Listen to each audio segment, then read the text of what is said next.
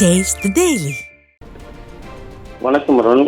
மக்களை காப்போம், தமிழகத்தை மீட்போம் புரட்சி தமிழருடைய எழுச்சி பயணத்திலே கிருஷ்ணகிரி மாவட்டம் பர்கூர் தெற்கு ஒன்றியம் புளியம்பட்டி ஊராட்சி கீழ்மயிலம்பட்டி கிளைக்கழகத்தைச் சேர்ந்த கழகத்தினுடைய தீவிர விசுவாசி திரு தங்கராஜ் அவர்கள் கடந்த 12/8/2025 அன்று பர்கூர் சட்டமன்ற தொகுதியில் நடைபெற்ற எழுச்சி பயண பிரச்சாரத்தில் கலந்து கொண்டு விட்டு வீடு திரும்புகின்ற போது எதிர்பாராத விதமாக நிகழ்ந்த சாலை விபத்தில் படுகாயமடைந்த அவர் மருத்துவமனையில் அனுமதிக்கப்பட்டு தீவிர சிகிச்சை பெற்று வந்த நிலையில் சிகிச்சை பலனின்றி மரணமடைந்து விட்டார் என்ற செய்தி கேட்டு மிகுந்த வருத்தமுட்டேன் என்று அனைத்திந்திய அண்ணா திராவிட முன்னேற்ற கழகத்தினுடைய பொதுச் செயலாளரும் சட்டமன்ற எதிர்க்கட்சித் தலைவரும் முன்னாள் முதலமைச்சருமான புரட்சி தமிழர் எடப்பாடி கே பழனிசாமி அவர்கள் தனது இரங்கலை தெரிவித்திருக்கிறார். அவர் வெளியிட்டிருக்கக்கூடிய இரங்கல் செய்தியில் கிருஷ்ணகிரி கிழக்கு மாவட்டம் பர்கூர் தெற்கு ஒன்றியம் புளியம்பட்டி ஊராட்சி கீழ்மயிலம்பட்டி கிளைக்கழகத்தைச் சேர்ந்த கழகத்தினுடைய தீவிர விசுவாசி திரு தங்கராஜ் அவர்கள் கடந்த 12/8/2025 அன்று பர்கூர் சட்டமன்ற தொகுதியில் நடைபெற்ற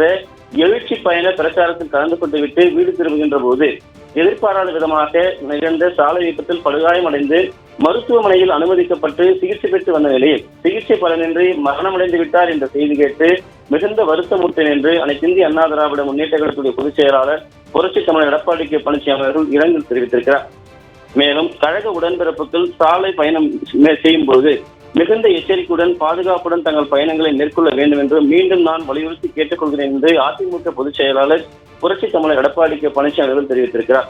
அன்பு சகோதரர் திரு தங்கராஜ் அவர்கள் இறந்து வாடும் அவரது குடும்பத்தினருக்கு எனது ஆழ்ந்த இரங்கலையும் அனுதாபத்தையும் தெரிவித்துக் கொள்வதுடன் அன்னாரது ஆன்மா இறைவனை திருவடி நிலையில் அமைதி பெற எல்லாம் வல்ல இறைவனை பிரார்த்திக்கிறேன் என்று குறிப்பிட்டிருக்கிறார்.